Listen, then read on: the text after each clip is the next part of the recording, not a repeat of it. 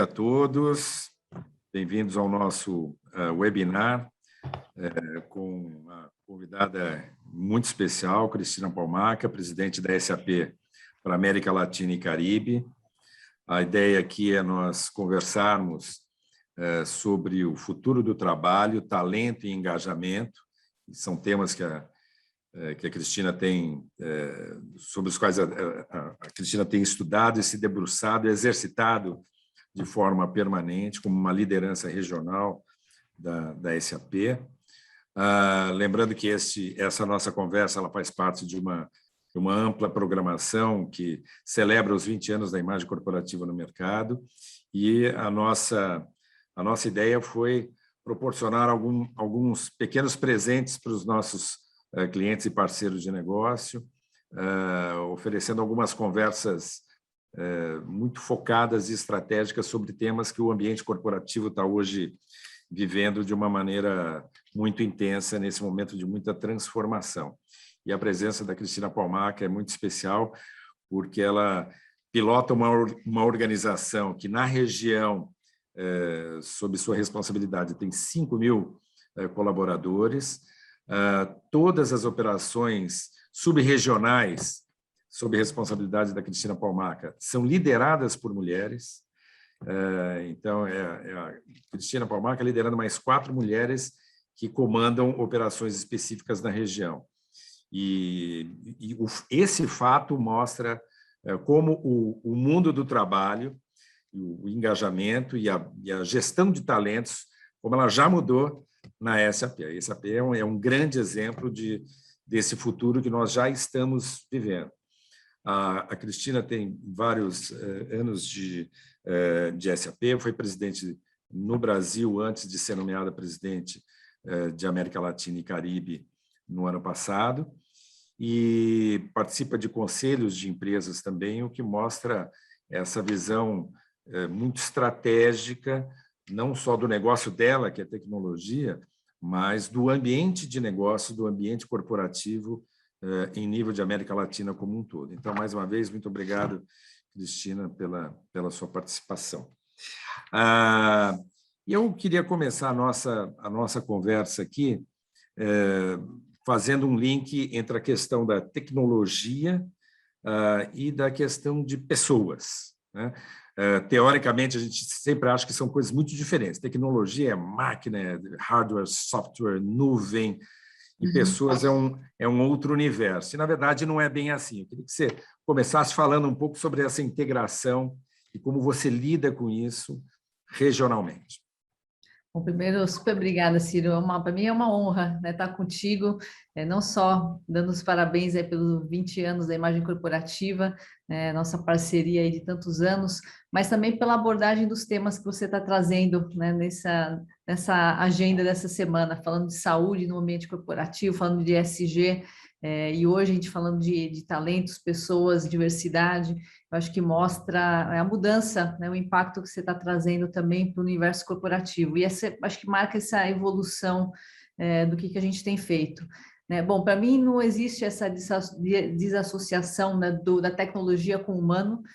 Ao contrário, a gente até chama isso de humanidade aumentada, quando você consegue extrair o melhor do que as máquinas podem fazer, e de verdade, as máquinas são muito mais eficientes em muitas aplicações e muitas ações repetitivas, mas quando você combina com o melhor do que o ser humano pode trazer nessa combinação, eu acho que você tira o melhor do que cada um pode estar colocando. Parece simples, mas no dia a dia incorporar isso é a parte, né, que é fundamental. Eu falo, às vezes a estratégia é muito bacana, mas executar isso e ter a tecnologia cada vez mais como esse habilitador de mudanças, habilitador de novos modelos de negócio, habilitador dessa nossa conversa, e talvez na época da pandemia, as mudanças que já vinham em curso foram aceleradas num nível exponencial, genuinamente, e a gente vive num ambiente agora, no mundo, numa época de mudanças, ou numa mudança de era, porque tem muita coisa acontecendo ao mesmo tempo. É o advento, sim, das máquinas, né, buscando um espaço e contribuindo muito para o mundo dos negócios, né, em toda essa digitalização tão necessária e que é hoje já uma realidade. A gente já vive hoje o que a gente chama da era pós-digital, porque as tecnologias estão todas disponíveis, e aí depende de cada uma das empresas, dos seus líderes, fazer com que isso seja uma realidade e traga benefícios para o negócio. Não é tecnologia pela tecnologia, mas qual que é o impacto disso? Como é que você faz rastreabilidade? Como é que você coloca isso dentro da sua cadeia de suprimentos e toma decisões, olhando todos os aspectos climáticos, aspectos de diversidade, o aspecto de pegada de carbono, enfim, tem um mundo, um universo muito interessante.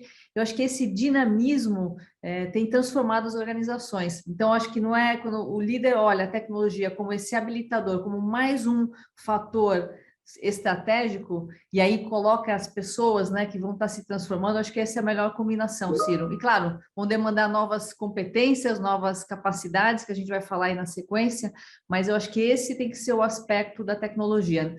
Tem uma parte técnica importante, mas a utilização da tecnologia abrindo novos caminhos, acho que essa é a parte fundamental, e a parte humana é essencial para essa melhor utilização tecnológica. Vou aproveitar o gancho da palavra competências, que você já usou, para aprofundar um pouco esse tema. Normalmente, a gente imaginava o mercado corporativo muito na base de nichos de aprendizado ou de formação técnica. Então, em determinada função, naturalmente é um engenheiro. Em determinada função, naturalmente, é alguém que fez determinado curso. Como é que você vê hoje, nesse mercado de trabalho em transformação, a formatação de competências? Quem você, como uma liderança regional, 5.000 pessoas na sua gestão, como é que você endereça o tema da busca do talento, da identificação das competências adequadas? Essa é uma pergunta muito bacana, porque a gente tende a olhar só, talvez, a pequenos aspectos, né, de como montar os times, e os melhores times, as melhores competências, quando elas são complementares, e às vezes para atender um determinado momento necessário, ou de uma indústria, ou de uma situação específica. Você comentou na abertura, hoje eu tenho o privilégio de ter 4 presidentes liderando as nossas unidades na América Latina, 4 mulheres, com competências, com características muito diferentes. Então, lá, por merecimento, não foi um gol específico de ter 4 mulheres, mas foram 4 mulheres escolhidas como a melhor pessoa para estar no momento que a gente precisava. E eu olho as 4 com perfis muito diferentes, estilos diferentes, até do meu, que eu acho que essa é a grande riqueza de quando a gente olha os times que eu tenho trabalhado, né? Qual que é a melhor pessoa, qual que é a melhor característica? E atrás desse talento que te complementa, que te desafia, que seja melhor que você em muitas características, para poder compensar e você ter um equilíbrio de perfis, de estilos. Senão, se você tiver com todas as caixinhas ou todas as pessoas pensando da mesma forma, os caminhos são únicos. Eu sempre faço uma brincadeira que a diversidade ela dá muito mais trabalho. No curto prazo, é muito melhor ter pessoas que são exatamente iguais a você, porque você rapidamente pensou, a pessoa já complementa a sua frase, né, a ação já é executada da forma que você achou que era melhor, mas é aquela única, é a visão que você tem de uma solução. E principalmente em tecnologia, mas eu diria em qualquer indústria, o mais importante é você poder olhar outras alternativas. Isso toma tempo, para você parar e genuinamente escutar uma opinião diferente, escutar um feedback que daquilo que você não tinha imaginado, isso toma tempo, e o líder e as pessoas têm que estar preparadas para isso. Então, quando eu olho, Ciro, os meus times, hoje o meu time regional é composto de 50-50 com relação a gênero, então hoje a gente já tem um mix muito bacana quando eu olho todas as minhas estruturas, mas elas são complementares, às vezes culturalmente. A minha CFO é uma CFO mulher, mas ela é alemã e vive nos Estados Unidos. Eu tenho pessoas de diferentes culturas, eu digo que essa complementariedade cultural, principalmente liderando a América Latina, que a gente tende a colocar numa mesma caixinha, mas é um universo incrível de culturas tão diferentes, com tantas peculiaridades, dependendo do país que você está tocando. Então, o meu time de liderança, as minhas equipes, elas têm que representar essa diversidade, elas têm que ser complementares do ponto de vista de competências. Então, acho que é assim que eu vou estruturando, Ciro, e vou analisando em determinado momento qual a melhor característica ou qual é a competência que a gente está buscando. E, claro, talvez nesse momento tem competências que são importantes para qualquer empresa ou situação. Acho que a gente testou no limite, talvez a mais importante, que é a coragem e adaptabilidade durante a época da pandemia. A gente teve que se reinventar numa velocidade nunca antes vista, e esse poder de você tomar riscos, né, de uma forma correta, a mais assertiva possível, e adaptar situações, acho que essa é uma das mais importantes e que são comuns para a maioria das companhias. E certamente a nossa geração viveu o espectro de qual é a sua profissão e isso te caracteriza como a parte técnica mais importante. E acho que agora os soft skills, que a gente aqui na SAP chama de human skills, são os fundamentais. Você ter a capacidade analítica para resolver os problemas, ter o controle emocional em situações desafiadoras, é uma outra competência que é fundamental, independente do segmento da empresa, do que você está fazendo. Então, acho que tem uma série de competências humanas que são muito importantes e que vão ser essa base, inclusive, para a questão anterior, de complementariedade daquilo que a máquina faz e não vai fazer essas competências humanas que são tão essenciais no mundo corporativo. Eu acho que nessa linha, Ciro, acho que quanto mais complementaridade dos grupos, melhor é o resultado, e acho que todo mundo cresce e aprende se tiver uma genuína intenção de você escutar o que a outra pessoa do seu lado pode agregar para aquele momento.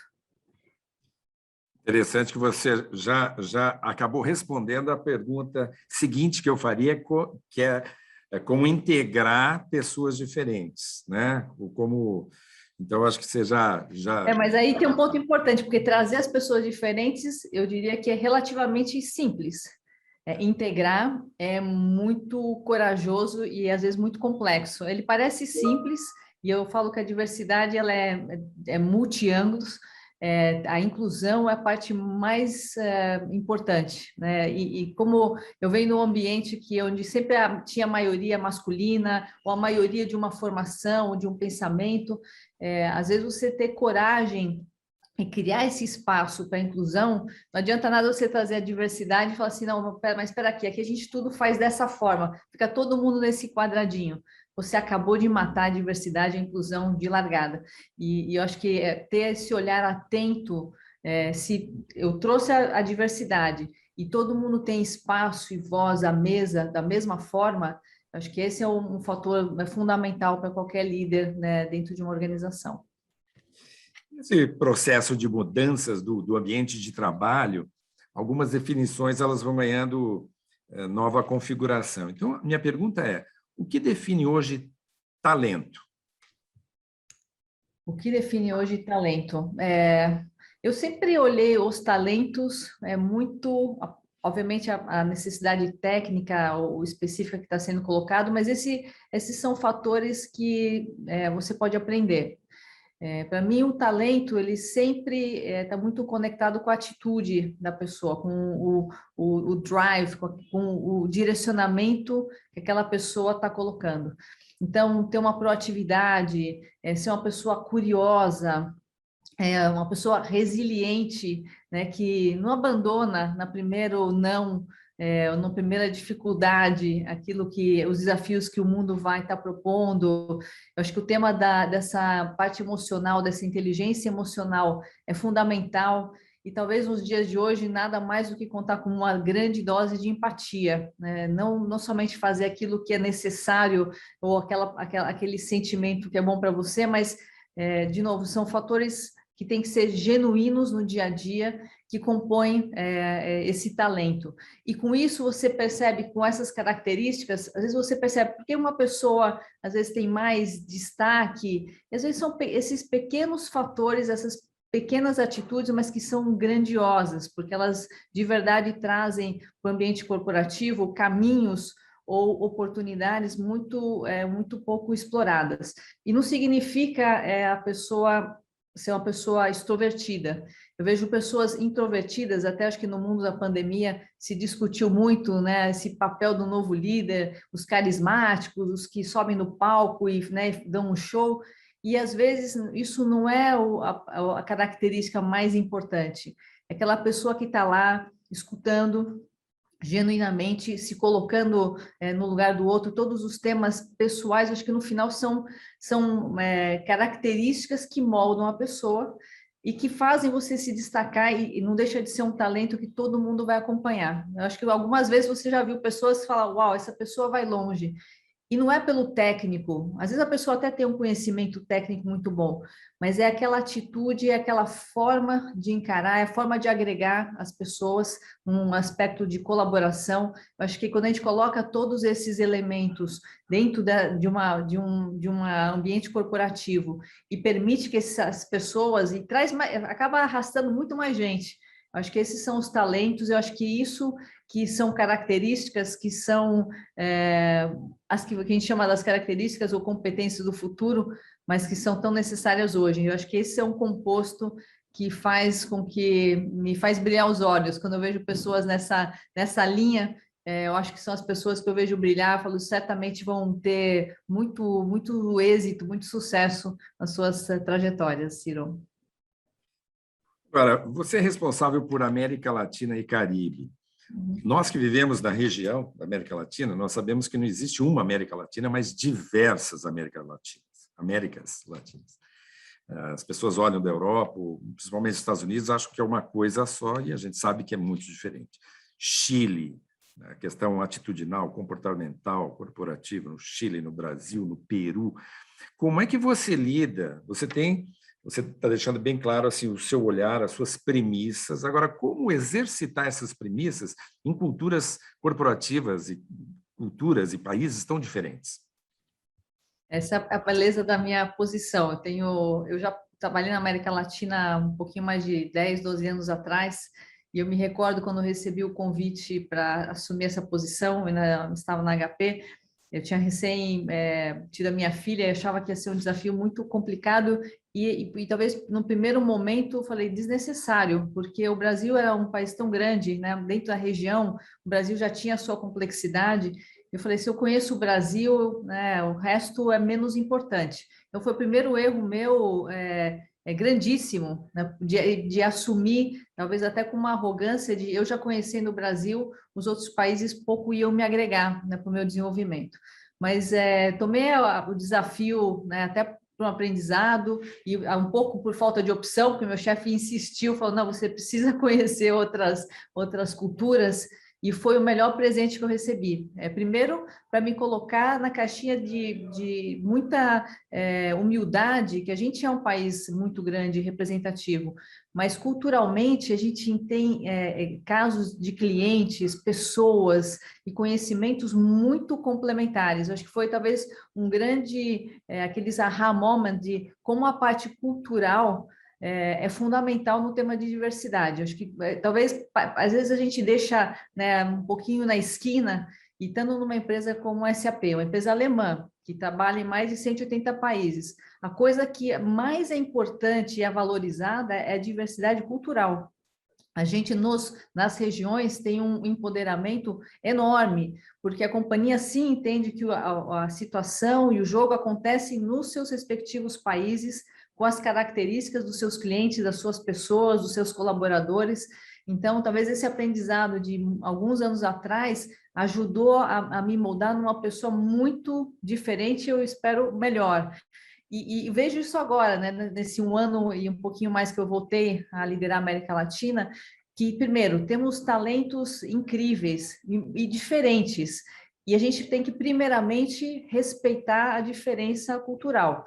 Não é achar se é melhor ou é pior, né, ser um mexicano, um peruano, um chileno, um argentino. Não é confrontar, nem saber o que é melhor e o que é pior, é respeitar as características que são muito inerentes a cada uma das culturas. Eu tenho reuniões com clientes na Colômbia, eles são extremamente educados, mesmo em situações complexas, a forma de apresentar um problema, são muito educados, sem nenhuma agressividade. Aí você vai para a Argentina, são muito mais diretos, né? Não tem filtro. Né? Se tem uma situação, nas boas eles são duros, nas ruins eles são extremamente duros. E não tem que ter a ver pré-julgamento, qual que é melhor, qual que é pior, mas respeitar, se preparar para isso. Então, acho que primeiro entender como é que cada uma das culturas tem o seu aspecto geral. Claro que as pessoas podem ser diferentes em cada uma das sociedades, mas tem uma característica geral. Então, a forma que eu sempre vou é preparada para conhecer o estilo cultural e sempre de uma forma muito respeitosa, porque nós também temos nossos modelos brasileiros, e eu represento a região. Então, acho que o que eu vejo de mais importante nisso é aprender, é escutar. De novo, então, o tema da empatia e como fazer isso de uma forma respeitosa, e tem sido um grande aprendizado, Ciro. E temos histórias e clientes, dentro dos nossos times e parceiros de negócio que fazem projetos incríveis, e tem sido um aprendizado, além de aprimorar muito o meu portunhol, que está ficando cada dia mais afiado também, que é importante para pelo menos ter uma boa linha de comunicação. Mas eu acho que o respeito é a base fundamental para essa troca entre as culturas. Ok.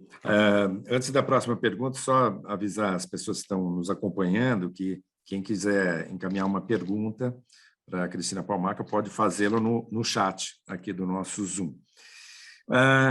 Cristina, você acabou tem falado bastante da questão da diversidade. Eu queria que você contasse um pouquinho a jornada da diversidade, né, da SAP, principalmente na região.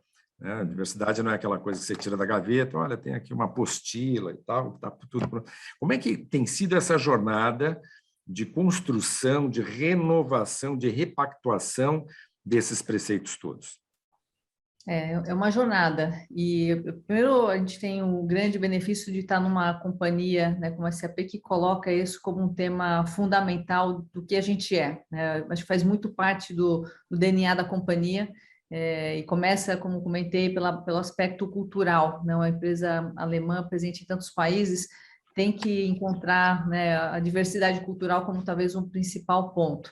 E há muitos anos atrás, já os temas de gênero eram um grande direcionador, associados aos temas de LGBTQIA+, e aí as coisas foram evoluindo para outros aspectos que são fundamentais. Então, os temas geracionais, né? Hoje a gente tem 5 gerações que convivem dentro da SAP. Então, eu tenho no meu time de liderança pessoas com mais de 60 anos, como eu tenho pessoas que acabaram de entrar e se formar e tem menos idade do que eu tenho, né, de tempo de trabalho. Então, talvez às vezes eu faço referências a datas, as pessoas não conseguem se localizar o que exatamente eu estou falando, mas é porque são de outra geração, nasceram já no aspecto digital.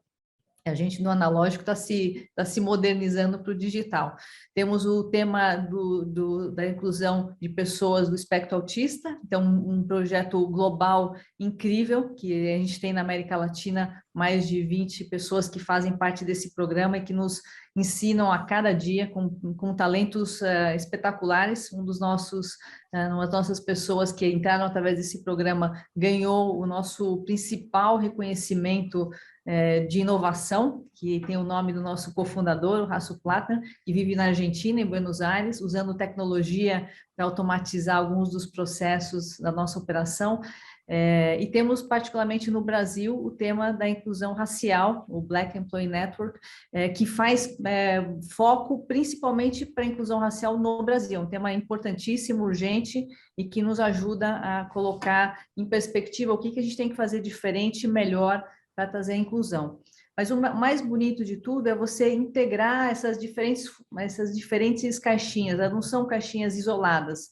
A interseccionalidade tem um papel fundamental, porque você pode ser uma mulher negra, gay, e jovem ou velha, ou homem, heterossexual, negro. Então, conseguir colocar isso nessa perspectiva e trazer essa interseccionalidade é fundamental. E os grupos, né, de empregados nos ajudam a colocar um foco e luz, mas certamente tem que ser uma conversa para todos dentro da organização. Como é que não adianta novamente somente trazer pessoas diferentes sem tratar dos temas dos seus vieses. A gente tem que abrir as discussões e tem que ir por um caminho que, havendo alguma situação, a companhia tem zero tolerância à discriminação. Então, acho que tem algumas características, e um aprendizado, porque é uma jornada, como é que a gente inclui, de onde a gente recruta, como é que a gente dá condições para as pessoas crescerem. A SAP é acho que a única empresa de tecnologia que tem a certificação EDGE,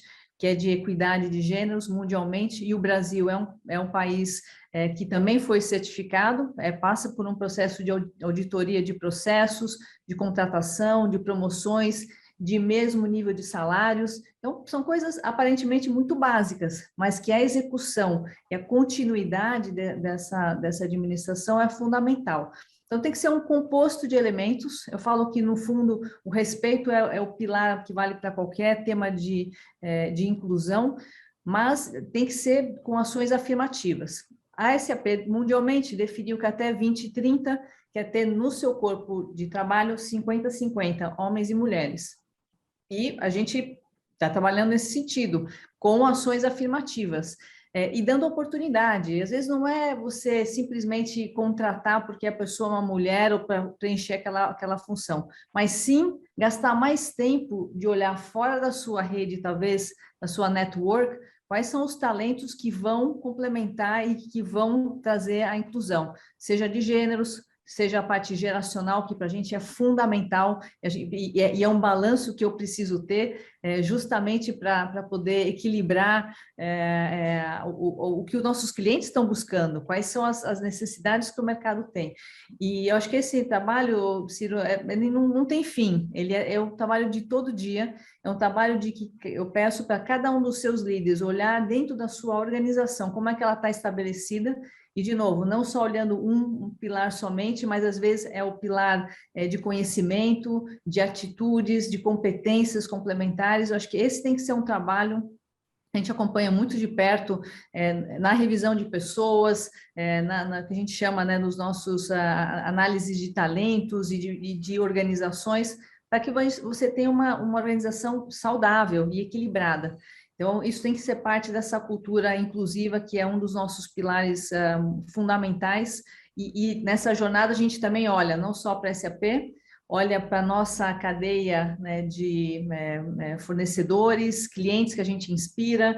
Na cadeia de fornecedores, a gente tem programas incentivando, por exemplo, a parte de fornecedores que vêm de minorias, né, homens, mulheres negras aqui no Brasil, de uma forma diferente, inclusive dando mentoria. Acabamos de lançar um programa que eu tenho o maior privilégio de poder trazer no Brasil, já estava rodando nos Estados Unidos, na África e na Inglaterra, que é um programa pro bono de mentoria para pequenas empresas aqui no Brasil, que são geridas por pessoas negras, como é que a gente pode ajudar. E mais do que isso, se eu consigo trazer para o meu ecossistema de fornecedores, eu acabo não somente inspirando, mas dando oportunidade de negócios, para que aquela companhia possa crescer e, enfim, impactar ainda mais aquela companhia, as suas famílias, a comunidade.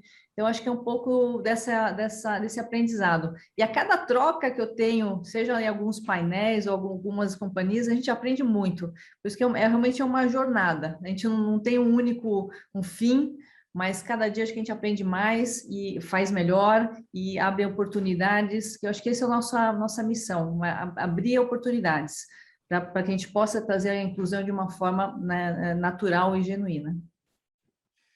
Você está vivendo, como tantas lideranças empresariais, essa mudança do formato de trabalho, ou seja, é o trabalho online, é o home office, é a tendência para o sistema híbrido, né? Então, a pergunta, que é a pergunta que está aqui no chat, Como compatibilizar esta nova realidade, o trabalho, o sistema híbrido, com preceitos que toda empresa continua perseguindo, a competitividade, criatividade, resultado, como mudar o sistema de trabalho e, ao mesmo tempo, continuar gerando resultado e trilhando o caminho do sucesso.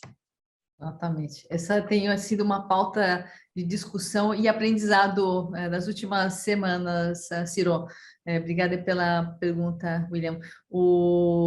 Até porque a SAP tomou uma postura bastante, até fora do nosso dia a dia. A gente é uma empresa de tecnologia, a gente já tinha a parte de flexibilidade muito aberta, mas a gente sempre gostou muito de frequentar o escritório, frequentar os clientes. A gente tem projetos de missão crítica, então essa necessidade física para fazer as provas de conceito sempre foi uma grande realidade. Eu mesmo, às vezes, tocando só Brasil por 7 anos, se eu não conseguisse, por algum motivo de agenda ou voo, participar de uma reunião, entrar remoto era totalmente impensável, porque era uma representatividade e falta de respeito para aquele cliente. Então, a gente nem cogitava essa possibilidade.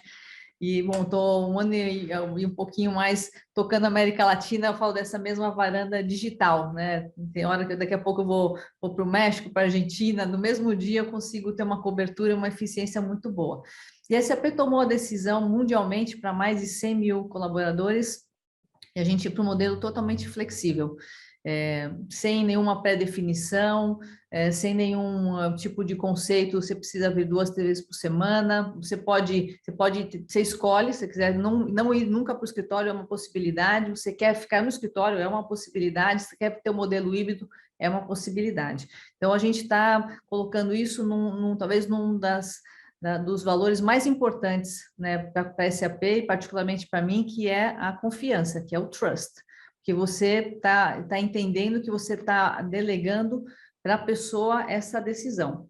E eu falei, excelente, todos adoraram, aplaudiram, e eu falei, só que agora vamos traduzir isso para o nosso dia a dia, né? Porque, novamente, cada um vai ter uma leitura dessa flexibilidade. E eu sempre começo pelos líderes. Então, com a minha VP de RH, com a Paula, a gente sentou para definir assim, quais são os desafios daquele gestor que adora ir para o escritório e seus funcionários ou um ou outro funcionário não quiser nunca ir para o escritório, qual vai ser a reação? Qual vai ser o impacto para essa pessoa? Ela vai ter uma avaliação, uma consideração pior no momento de uma promoção, no momento de aumento, dessa socialização? Como a gente prepara líderes também para administrar que dentro do seu time vão ter pessoas com requisitos e configurações diversas. Como é que a gente faz isso? A gente abriu uma linha de comunicação, fizemos uma conferência com todos os líderes da América Latina, a gente tinha aí um pouquinho mais de 400 pessoas dentro da ligação, para trazer essas dúvidas e assim, de uma forma transparente. Como é que a gente vai administrar e garantir que esse líder esteja preparado para ter um time diverso? Tem uma pessoa que agora não está mais morando em São Paulo, decidiu ir para o interior porque ela quer ter uma outra qualidade de vida. Então, acho que essas são coisas que parecem simples, mas assim como a gente teve que se adaptar da saída do escritório para o home office e trabalhamos vários pontos, desde comunicação, desde como integrar a parte de infraestrutura como base, mas como garantir essa integração na época da pandemia, o modelo híbrido traz vários benefícios, muitas pessoas aplaudindo, porque todo mundo agora pensou que é possível você trabalhar e, ao mesmo tempo, trabalhar até tarde e em 5 minutos estar em casa para jantar. Eu, pessoalmente, eu nunca tinha quase jantado em casa com a minha família. O almoço era nunca mesmo, mas o jantar eu tentava preservar 1, 2 vezes por semana, se eu não estivesse viajando, e mesmo quando eu estava trabalhando, acabava esticando o dia. Quando eu chegava aqui, era alguma coisa que eu já descolava do jantar da minha filha. Bom, estamos 1 ano e meio jantando todo dia. E é ótimo, né? Você parar esse momento, que é a hora que... Como é que foi o seu dia, né? Ter uma linha de comunicação. E às vezes eu volto para trabalhar, sem nenhum problema. Mas eu acho que esse é um ponto que todo mundo experimentou e viu que é muito bacana e quer continuar fazendo. Agora, sem ter o contato pessoal, eu também sinto muita falta de não ter as reuniões, talvez um pouco mais estratégicas, pensantes, que às vezes é bom ter as pessoas junto integradas. Então, a gente vai ter que achar esse balanço, e esse balanço, ele é muito pessoal, para cada pessoa ele pode ser diferente. Algumas pessoas vão estar mais tendenciosas aí para o escritório, mas o escritório passa para a gente ser um hub, né? Sem lugar demarcado, é para você lá encontrar pessoas ou resolver algum problema, ou eventualmente sair um pouco, né, do trabalho, né, de casa. Você está com alguma logística complicada em casa, você também tem um espaço para isso.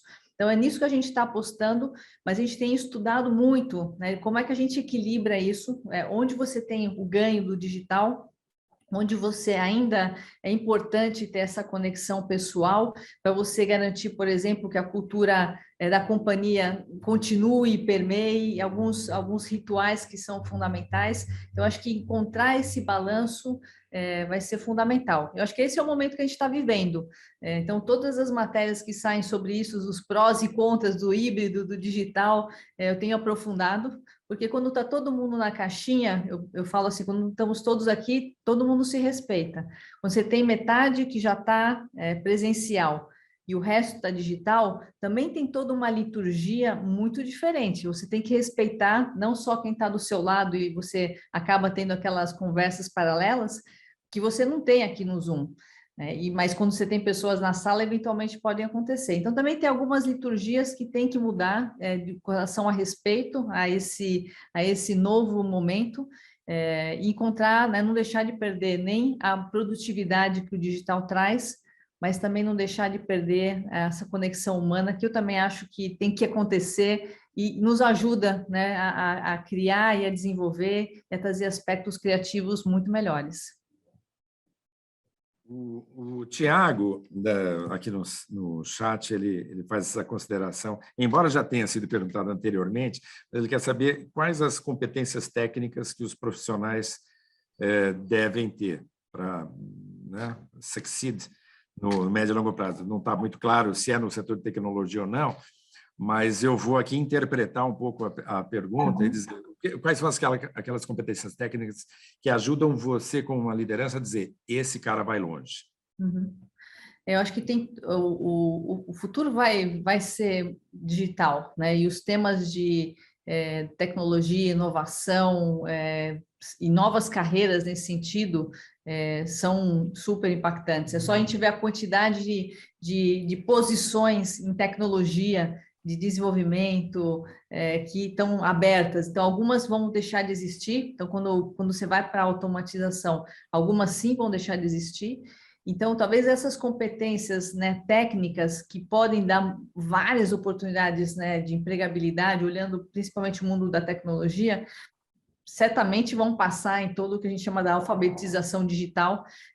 Então, e obviamente, a gente também, como companhia, investe muito, né, em vários programas para garantir que a gente tenha talentos e empregabilidade, na verdade, para a nossa sociedade. Então, tem um trabalho tanto do ponto de vista de trazer conhecimento das nossas ferramentas, mas muito mais do ponto de vista da nossa responsabilidade corporativa, garantir uma maior inclusão. Então, acho que todos os temas de alfabetização digital, todos os temas de dados, hoje é uma das áreas que mais é procurada, né? Toda a parte de analíticos e gestão, cientistas de dados, outra competência e outra parte técnica no mundo da tecnologia que ainda está começando a acontecer, ou seja, você tem um monte de informação, como é que você transforma isso em bom material para tomada de decisão? Então, acho que toda essa competência técnica ainda tem um espaço grandíssimo, né, para se desenvolver, trazer impacto, abrir caminhos,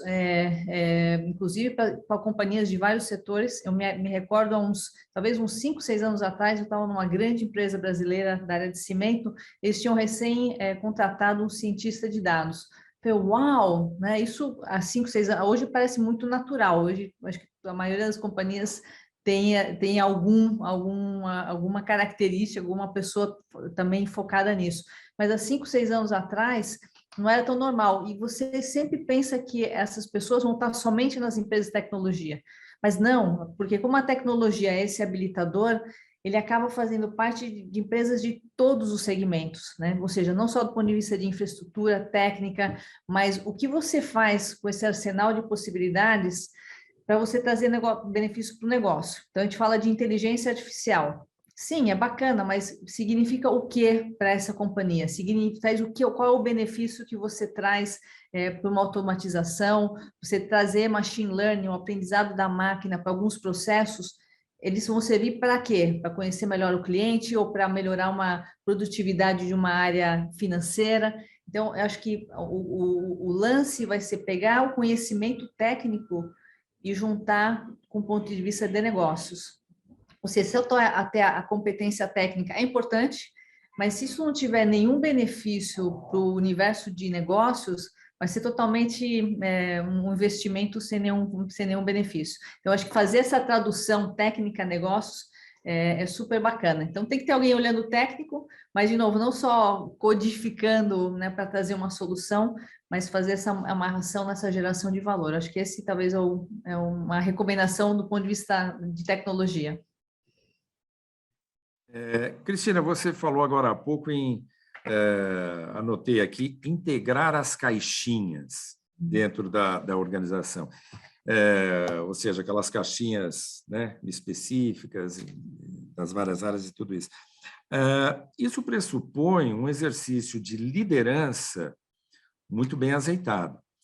Como integrar as caixinhas numa América Latina, que na verdade são várias Américas Latinas, 5.000 pessoas, como integrar essas caixinhas e cascatear esse espírito de liderança de uma maneira produtiva, integrada à cultura da organização? E integrar umas caixinhas que elas, por desenho, às vezes elas não são integradas. A gente trabalha no modelo de empresa matricial, ou seja, as pessoas podem estar todas reportando para algumas áreas, outras reportando globalmente, e para mim, no final do dia, eu tenho um cliente que é o meu cliente que está, né, aqui no mercado.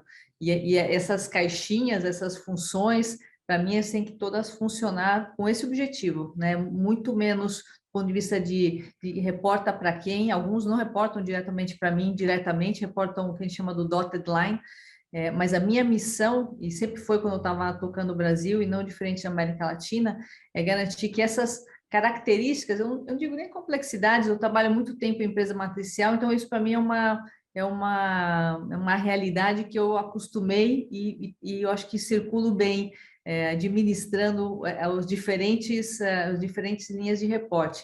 Porque quando você traduz, primeiro, qual que é a visão, o objetivo que você quer alcançar, e traz essa inspiração para cada um dos 5.000 colaboradores, acho que esse é o trabalho que depende não só de mim, claro, eu sou uma peça importante para traduzir isso, mas para mim isso aí tem que ser, eu sempre olho como é que eu trago isso, sempre, né, de uma forma de cascatear essa visão, muito pragmática, mas também com uma inspiração. Acho que a gente tem objetivos muito concretos e sólidos, a gente é uma empresa de capital aberto, então a gente tem objetivos de negócios, de crescimentos, de market share, de números, mas sempre amarrado dentro de um propósito. Falo, quando eu venho trabalhar todo dia, por que eu venho tão animada? Porque eu trabalho com o propósito de impactar que aquele dia eu consiga ou aprender alguma coisa, ou conhecer alguma coisa diferente, ou inspirar alguma pessoa, algum cliente. Você tem que viver esse propósito. Um propósito que está lá na parede, pendurado, ele tem valor zero para mim. Porque se você não consegue viver isso, e às vezes são pequenas coisas. Às vezes a gente faz algum projeto e fala, uau, gostaria de fazer isso vezes 1.000. Mas ok, nesse dia eu consegui fazer, né, esse impacto nessa pessoa, nessa organização, ou às vezes resolver algum problema, também a nossa realidade, né, a gente também vive de situações gerenciando missões críticas de ajustes de projetos, de pessoas, de sistemas. Então, também é uma realização de você viver o propósito. A gente vive isso, né, através das nossas empresas, a gente é uma empresa B2B, então a gente olha como é que a gente melhora a gestão daquela companhia, aquela empresa funcionar melhor e com isso impactar a vida das pessoas que estão lá na ponta. Então, como é que você traduz isso? Então, acho que primeiro tem que começar por uma grande inspiração. Eu acho que a gente tem, de novo, a vantagem de ter uma empresa que olha isso desde o topo. A minha missão é garantir, por isso que eu sempre começo pelos líderes, que meus líderes consigam passar isso da forma mais alinhada e dentro das suas características, porque cada um tem um estilo diferente. Mas a missão e a visão e essa inspiração ele tem que permear a organização, para até o último nível da organização, que na nossa mentalidade da SAP é razoavelmente, a gente é muito próximo do board, a gente é uma empresa que tenta ser muito ágil nesse sentido, que até a última linha saiba exatamente qual que é a sua missão, como é que você faz parte desse quebra-cabeça. Então, acho que é um mix entre inspirar, trabalhar e garantir que essa linha de comunicação é importante. Bom, vocês trabalham em comunicação e eu sou uma apaixonada pelo tema porque a forma que você posiciona. Então, eu nem sou especialista aqui, eu vou deixar a voz para vocês que estão escutando e para você, Ciro. Mas eu acho que a forma que a gente comunica as ações, comunica as visões, comunica até situações complexas. Eu já vi situações onde a gente tinha histórias incríveis, fantásticas para comunicar, mas se você não consegue orquestrar isso e aterrizar de uma forma correta, elas se perdem ou são até mal interpretadas. E já vi situações muito críticas, de problemas seríssimos. Se você mostra com tanta transparência e às vezes explica no máximo das possibilidades de abrir as informações possíveis, mas com clareza, com uma forma genuína, situações muito complicadas serem muito bem recebidas, porque a pessoa fala, entendi, a notícia não é boa, mas estou entendendo qual que é a racional. Então, para mim, os temas de comunicação, de como isso é traduzido, são fundamentais e sempre que possível contar da melhor forma, mas sempre de uma forma genuína, mesmo quando não pode falar todos os detalhes. Eu acho que aí esse ponto é fundamental, que aí você garante que isso vai permeando. E aí você tem que preparar que todos os líderes e as pessoas da organização consigam traduzir essa história também internamente e para o mercado. Vale o registro aqui que você não só gosta de comunicação, como você comunica muito bem. Nas redes sociais, nas entrevistas que você costuma fazer com clientes, parceiros, enfim.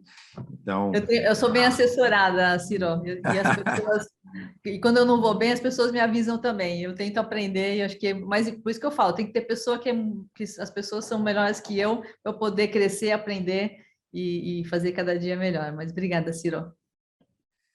Tem uma questão que a gente está falando muito do mundo das empresas internamente, processos, atitudes corporativas.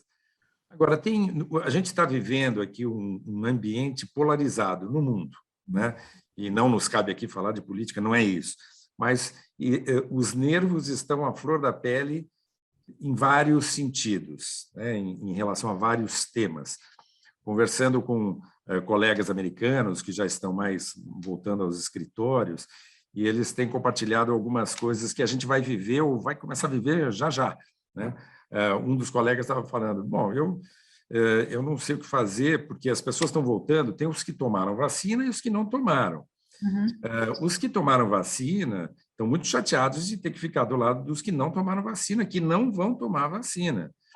E eu estou tendo que administrar isso. E no primeiro dia, eu tive que colocar um não vacinado numa salinha separada, porque os vacinados não queriam ficar na mesma bancada. Agora, eu não posso manter o não vacinado numa salinha separada o resto da vida. Eu não sei o que fazer. Então, alguns dilemas. Aí o outro falou, num grupo, eu estou com o outro dilema que é cliente.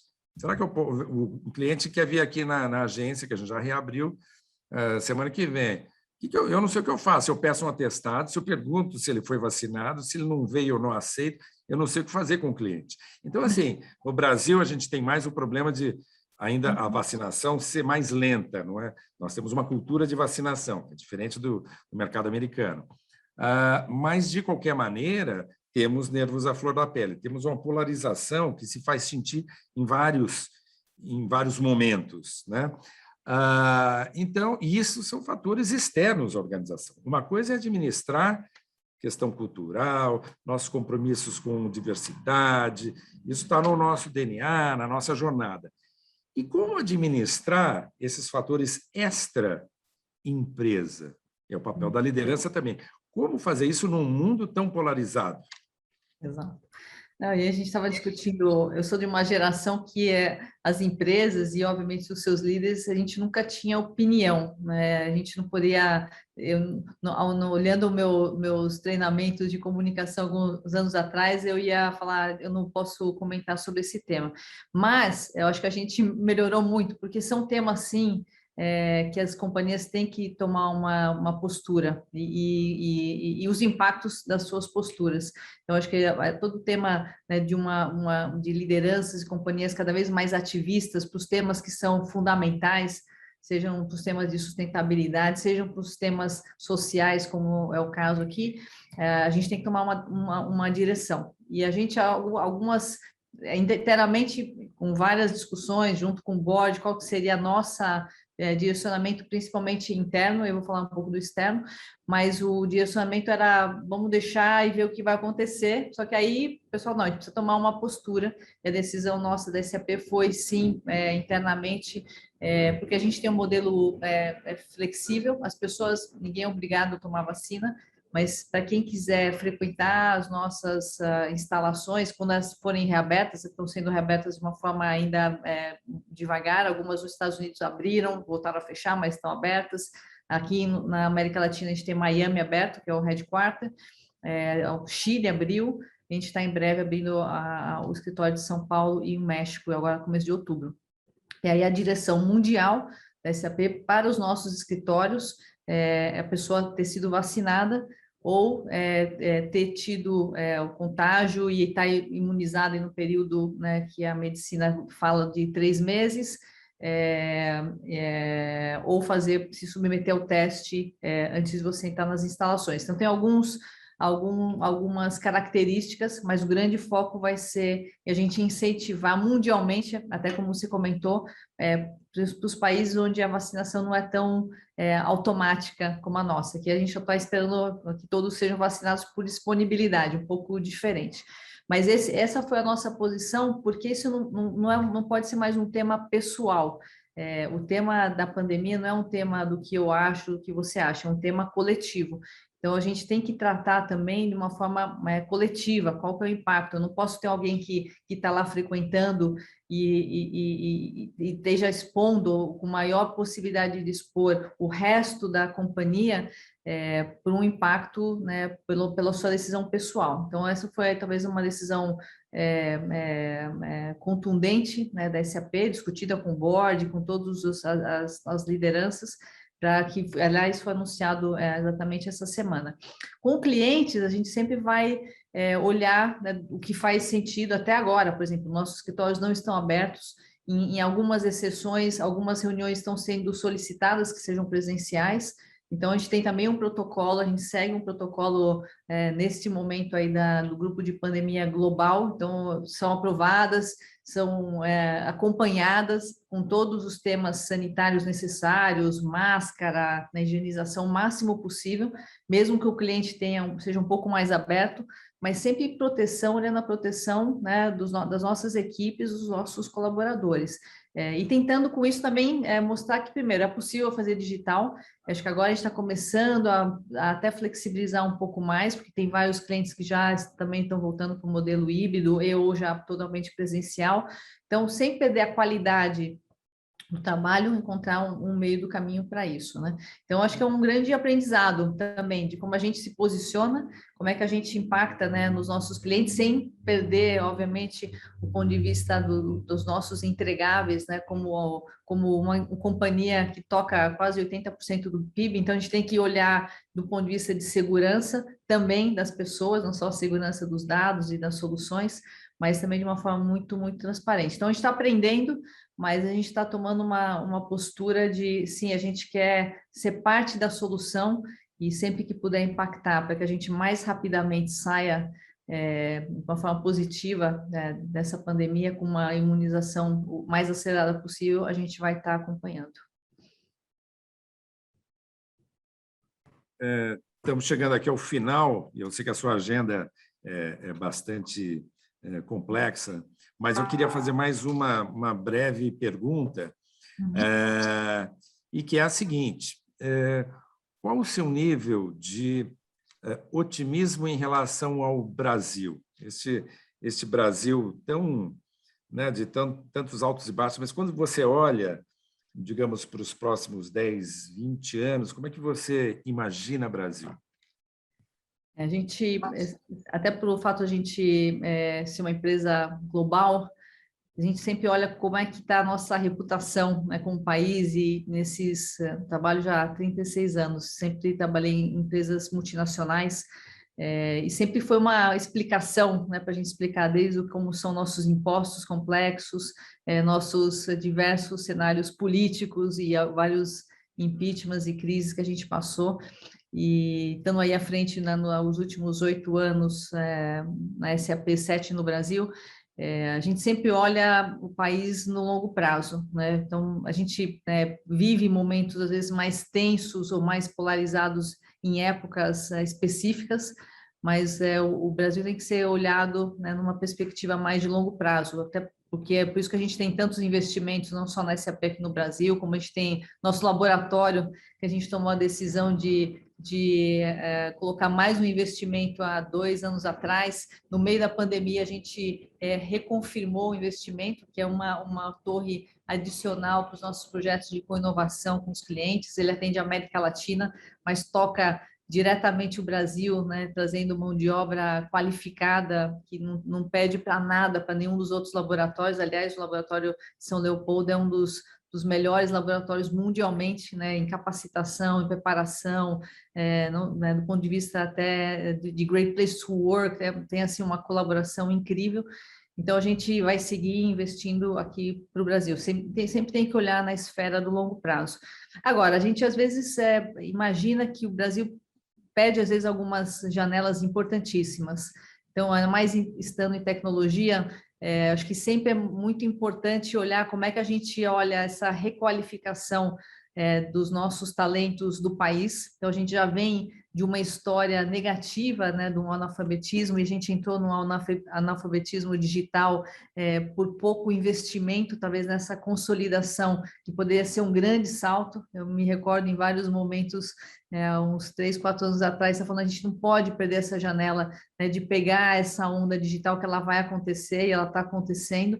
E eu acho que tem várias iniciativas muito bacanas, algumas até a gente trabalha muito próximo aí na capacitação aí junto com o governo do estado de São Paulo, mas a gente poderia ter uma escala muito maior. A gente tem polos muito bacanas no sul, nos nossos polos no Nordeste, a gente vê a quantidade de startups, algumas eu estou mentorando em Minas Gerais. Tem muita gente boa, tem muito talento que às vezes precisa, né, de uma orientação, precisa de um investimento, precisa talvez uma agenda digital do ponto de vista de programática do governo melhor. Acho que a gente estaria dando saltos ainda maiores.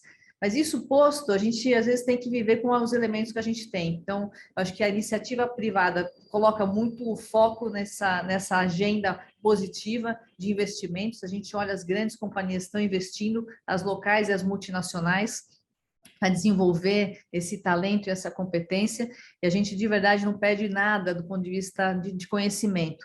E se a gente tiver um pouquinho, né, de impulso programático governamental, a gente só vai acelerar isso. Então, acho que a gente está a gente passou um pouquinho desse ponto de inflexão, ainda não perdemos o jogo, mas eu acho que a gente ainda tem a oportunidade de se destacar, até porque o brasileiro tem essa característica de trazer as competências que são tão importantes, que eu sumarizo, que são as 3 talvez mais importantes. Uma, a criatividade, a empatia e a coragem. A gente é muito corajoso para fazer transformações e achar os caminhos de solução. Então, que a gente possa, como brasileiro, seguir exercendo essas 3 competências e que com alguns bons empurrões a gente consiga, né, deixar o país do passado e, de fato, viver esse país do futuro que tem um arsenal de competência, de recursos incríveis. Bom, Cristina Palmaca, presidente da SAP para a América Latina e Caribe, quero agradecer imensamente sua presença, a sua disponibilidade de compartilhar aqui ideias, soluções.